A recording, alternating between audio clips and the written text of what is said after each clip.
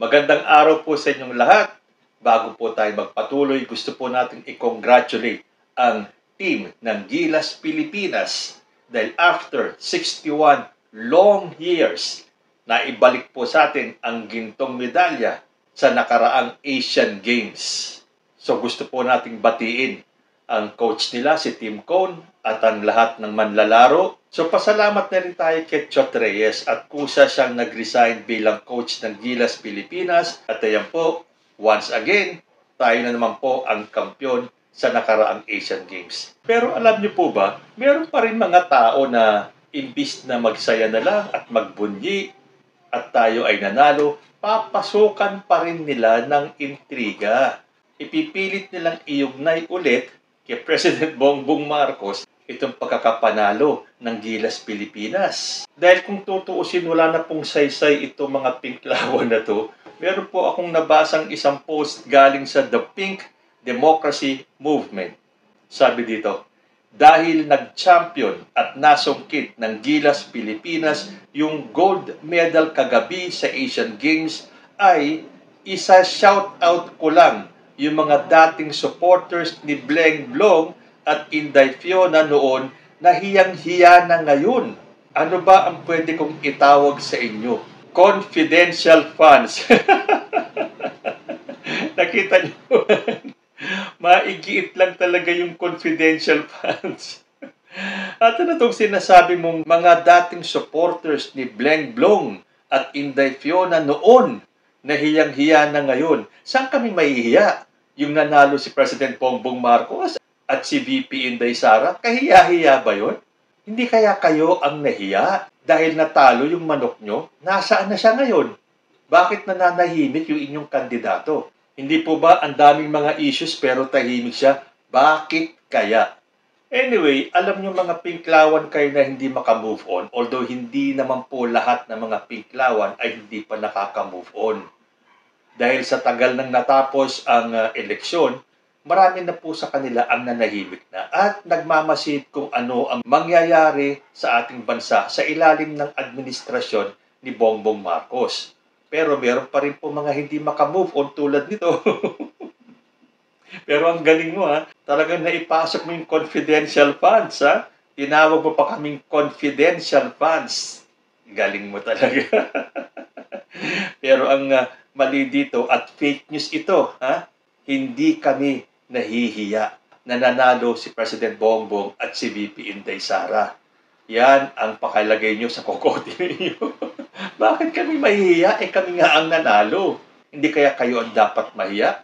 So itong fake news na gusto mong ipakalat na yung mga dating supporters ng Unity noon ay hiyang-hiya na ngayon. Yan po ay walang katotohanan at chismis lang ng mga marites. At yan po ang gusto kong pag-usapan ngayon. Yung mga marites, alam niyo po ba na sa Biblia pala ay bawal yang mga marites na yan? Pero bago po ako magpatuloy, gusto ko lang pong magpasalamat kay Derek Ababa. Isa po siya sa ating masugid na taga-subaybay. Maraming salamat, Derek, sa pagpapadala mo ng super thanks. Ako po ay nagpapasalamat sa mga nagpapadala ng super thanks. Pero gusto ko pong sabihin sa inyo, hindi po kailangan. Although alam ko naman, yan po ay galing sa inyong puso at ako po ay nagpapasalamat. Ang sa akin lang po, may pagpatuloy nyo yung suporta sa panonood ng aking channel, itong Usapang Tito Manny. At ang hiling ko na sana mabisita nyo at makapag-subscribe kayo sa aking bagong YouTube channel, ang Tito Manny TV. At nagpapasalamat din po ako dahil kahapon, ito rin po ang request ko sa nakaraang video ko na sana mabisita nyo ang aking YouTube channel dahil malapit na po siyang mag 1,000 subscribers. At alam ko na alam niyo na bago ma-monetize ang isang YouTube channel, kailangan po may 1,000 subscribers. Kaya yun na lang po ang aking lambing sa inyo. Mabisita niyo yung aking isang YouTube channel, makapag-subscribe na rin kayo, at yun po ay malaking tulong na po sa akin. Ilalagay ko po yung link sa description box para mabisita niyo po ang Tito Manny TV. Okay, punta na po tayo sa topic na gusto kong pag-usapan natin ngayon. Mag-veer away muna tayo sa politics. Kasi there are times, alam nyo, na napapagod na rin ako. Masyado na akong natotoxican sa politika. Pag ako ay nagbabrowse sa internet, sa social media, parang nakakalungkot. Kapag nababasa mo itong mga comments, itong mga posts, itong mga article, kung saan-saan po yan na nagkalat ang fake news, ang kasinungalingan, ang paninirang puri sa kapwa, nakakalimutan po ba natin na isa sa 10 utos ng Panginoon Diyos ay yung you shall not bear false witness against your neighbor. Hahanap po ako ng Tagalog version nun Sabi po dito sa Bibliang Tagalog, huwag kang sasaksi ng walang katotohanan laban sa iyong kapwa. Yan po ay sa Exodus 20:16. Sa madaling salita, huwag kang magpapakalat ng fake news tungkol sa kapwa mo. Hindi po ba in one way or another, lahat po tayo ay guilty dito sa commandment na ito. Dahil I'm sure, minsan sa inyong buhay, nagawa po natin na magsinungaling, lalo na pagdating sa kapwa natin. Yan po ang talamak ngayon sa social media, lalo na sa politika. Yung mga kasinungalingan na pinapakalat ng mga kalaban. So itong mga marites na to, lalo na sa social media, naglipa na po yan. Hindi ba kayo natatakot sa Diyos o talagang nakalimutan nyo na lang itong utos niya? Isa sa 10 utos ng Diyos. You shall not bear false witness against your neighbor. Pero pumunta ka sa social media. At napakadami po ang gumagawa nito. Ang nagpapakalat ng misinformation, disinformation, fake news, false narratives. Lalo na ngayong malapit na ang midterm elections at napakalayo pa nga ng 2028. May mga naghahanda na para sa pagka-presidente at vice-presidente. Kaya kung ano-anong paninira na lang ang ginagawa nila sa kapwa nila, ay nakakatakot po. Alam nyo, ang maganda lang dyan, makaligtas sila dito at magawa nila yung pagpapasabog ng kasinungalingan. Haharap po tayo sa Panginoon Diyos once na tayo po ay sumakabilang buhay na. Ano kaya ang ikakatwiran nyo sa Kanya kung bakit nagpakalat kayo ng mga maling informasyon? Kaya nga pag ako ay nagbabrowse sa internet, para bang nakikita ko ang tao ngayon, lalo na dito sa atin, parang wala na ang Diyos sa ating paligid. Parang wala na ang Diyos sa sentro ng ating buhay, lalo na sa mundo ng politika. The way things are going, hindi na mawawala yung pagpapakalat ng mga kasinungalingan laban sa kalaban o laban sa kapwa. O baka namang marami dyan ang hindi alam na isa ito sa ipinagbabawal ng Diyos. Alam nyo, kakabrowse ko sa internet tungkol dito sa verse na to ng Exodus 20:16. Meron po akong nabasang article na nabasa ko sa Stars Insider. Ang title po ng article ay Surprising Things Forbidden by the Bible. So, ibig sabihin, kung alam natin yung 10 utos, meron pa pong mga ibang utos na bawal pala sa Biblia pero hindi natin alam na ginagawa natin sa totoong buhay. Medyo marami po siya, kaya namili po ako ng ilang mga ipinagbabawal sa Biblia na malamang hindi natin alam na bawal pala. So nauna na po yung you shall not bear false witness. Isa po sa pinagbabawal doon ay galing po sa Ephesians 5:4. Sabi po dito, huwag din kayong gagamit ng anumang malaswa o walang kabuluhang pananalita at pagbibirong di nararapat. Sa halip, magpasalamat kayo sa Diyos. O hindi ba? Balik ulit tayo sa social media. Mga vloggers, mga influencers na kung makagamit ng mga salitang kahit ang aso ay hindi malulunok. Yung mga malalaswa, yung mga walang kabuluhang pananalita, yung mga pagbibirong hindi nararapat.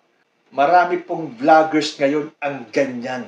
Marami pong guilty na mga vloggers sa kautusan na to. Hindi ko naman na siguro kailangan pang banggitin isa-isa dahil alam nyo na po kung sino ang mga tinutukoy ko. Yung bang makapagbitaw sila ng salita, mga below the belt na. Yung mga walang patumanggang mga malalaswang salita na akala mo wala ng bukas. Bawal pala yun. Kayo ay mananagot sa Panginoon Diyos. Although may mga magsasabi naman na yung mga kautusan na yan ay panahon pa ng Biblia na hindi na daw nag-a-apply sa ngayon. Tulad nitong isang kautusan na to na nabasa ko sa Exodus chapter 21 verse 17. Ang sino mang lumapastangan sa kanyang ama at ina ay papatayin. Nako, napaka-harsh po yan. So, nung panahon pala ng Biblia, ito ang parusang aabutin ng sino mang lumapastangan sa kanyang ama at ina. Sa panahon po natin ngayon, marami po mga kabataan ngayon ang mga lapastangan, ang mga walang galang sa magulang. So ito po ay parang karugtong ng isa sa 10 utos, yung honor your father and your mother. Na kapag nilapastangan pala natin sila, kamatayan ang kapalit. Although wala naman po tayong naririnig ngayon na isang anak ay pinatay dahil nilapastangan ang kanyang ama at ina. At hindi rin naman natin madidemanda yung mga anak natin kung tayo ay nilapastangan.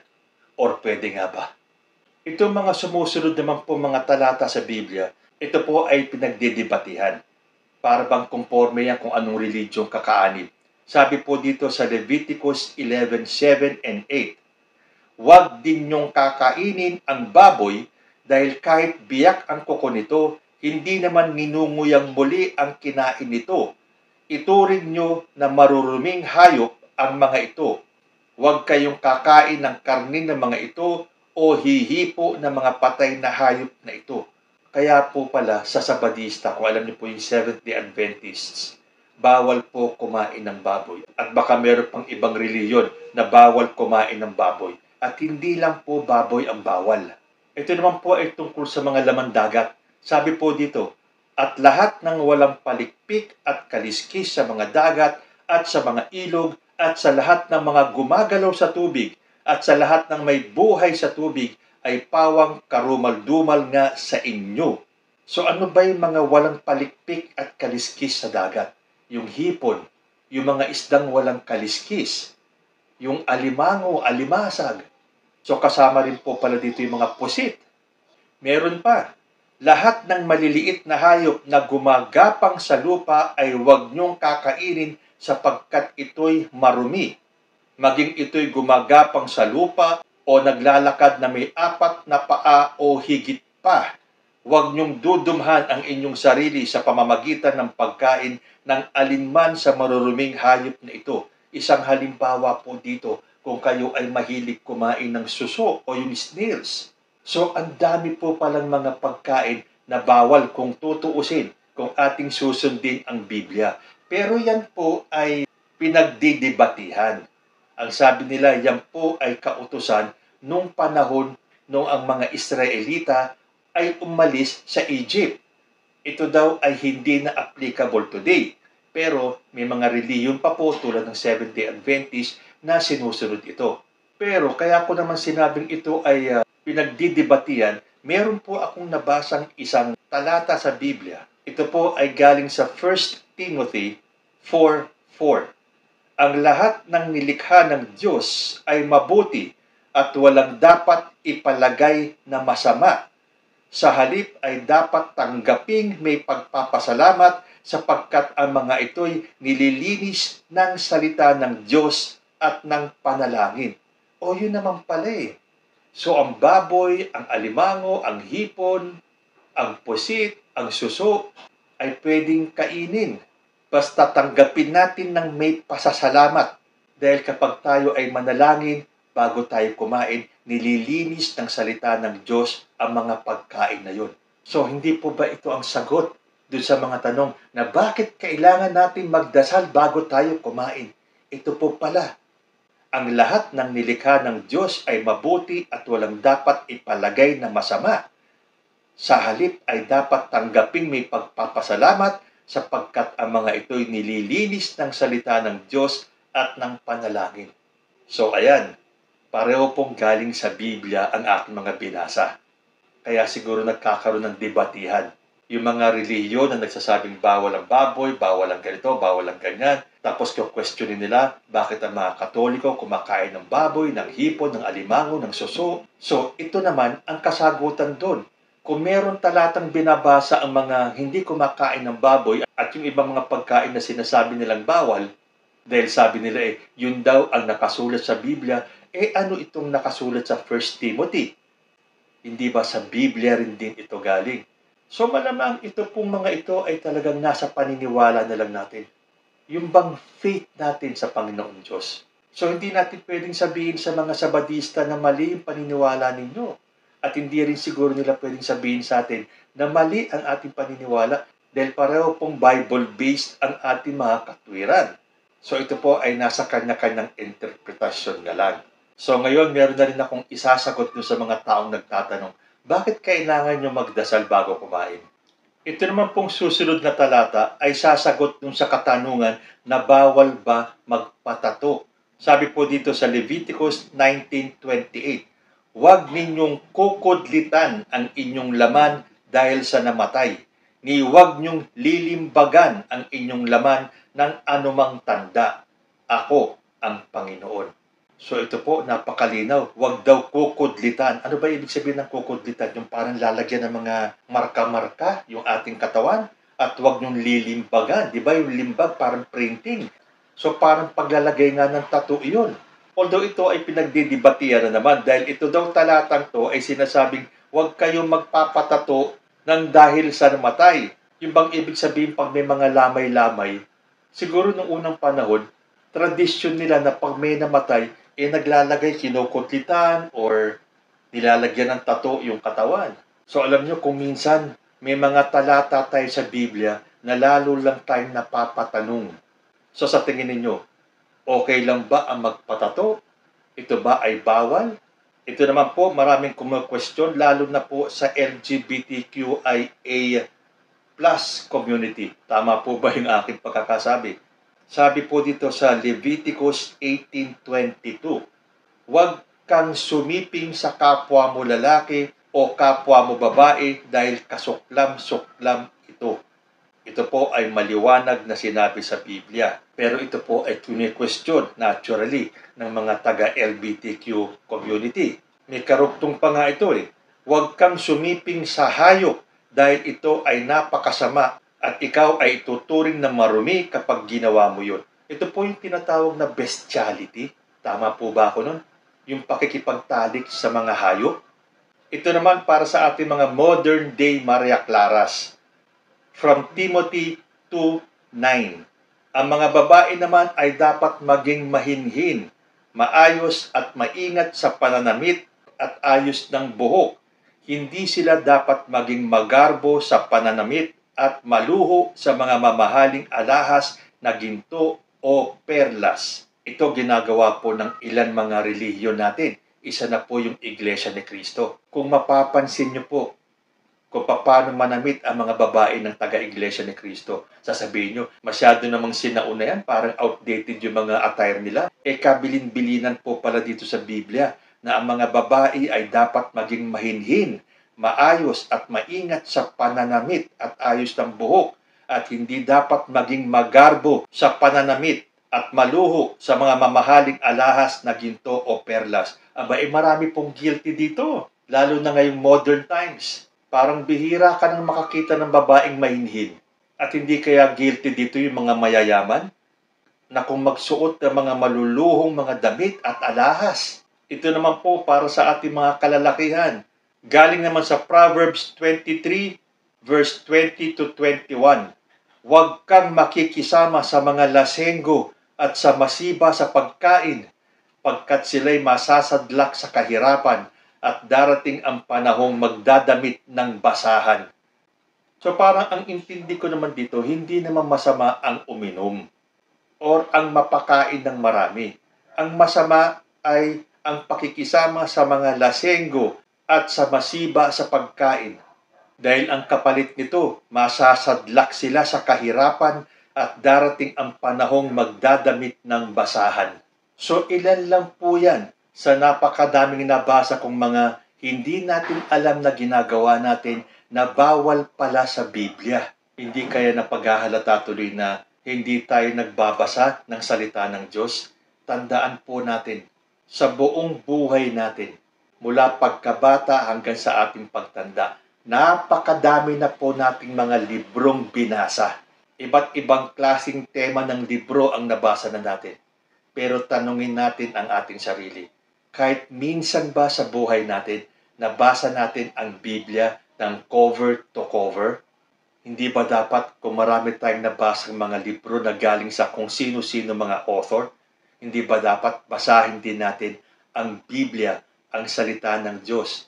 Pero kung titignan nyo, halos lahat ng bahay dito sa Pilipinas, lalo na po dun sa mga Kristiyano, meron po silang Biblia. Malaki man or maliit, meron mga Biblia ang lalaki, meron mga Biblia mga pocket size. Pero yung po ba ay nabasa na natin mula umpisa hanggang dulo? At ang huling-huling talata po na babasahin ko ay may kaugnayan dun sa unang binasa ko na you shall not bear false witness or huwag kang sasaksi ng kasinungalingan sa kapwa mo. Ito po ay galing sa Psalms 101 verse 5. Ang sumisirang puri na lihim sa kanyang kapwa ay aking ibubuwal. Siya na may mapagmataas na tingin at may palalong puso ay hindi ko titiisin. Aba, napakagandang pangako pala nito. Na kahit marami ang sumisira sa'yo, na kahit marami ang pilit na ibinabagsak ka, sa paraang nagpapakalat sila ng mga misinformation, disinformation, fake news, false news, laban sa'yo, meron pong pangako ang Diyos sa atin. Kanya daw ibubuwal yung mga taong sumisira ng puri ng lihim sa kanyang kapwa. Doon sa may mga mapagmataas na tingin sa kanilang sarili at may palalong puso, hindi po titiisin ng Diyos yun na sila ay patuloy na makakapanira sa kanyang kapwa. Kaya nga po siguro yung ating Presidenteng Bongbong Marcos at ang pamilya niya ay hindi natin mariringgan na pinapatulan itong mga taong na naninira sa kanila. Hindi kaya ito ang dahilan kung bakit nakabalik ang mga Marcoses sa Malacanang? Dahil for 36 long years, puro paninirang puri ang kanilang natanggap. Puro kasinungalingan tungkol sa kanyang pamilya ang ipinakalat ng mga kalaban. And look at them now. Nasaan yung mga kalaban niya? Nasaan yung mga kalaban nila na pilit na sinisira ang pangalan ng mga Marcos? So sana ito pong aking ibinahagi sa inyo ngayon ay kapulutan natin ng aral at isabuhay po natin. Baka sakaling mabawasan ang pagka-toxic ng ating kapaligiran, lalo na po sa mundo ng politika. Kayo po, ano ang masasabi ninyo? Comment lang po down below and I will see you next time. Peace.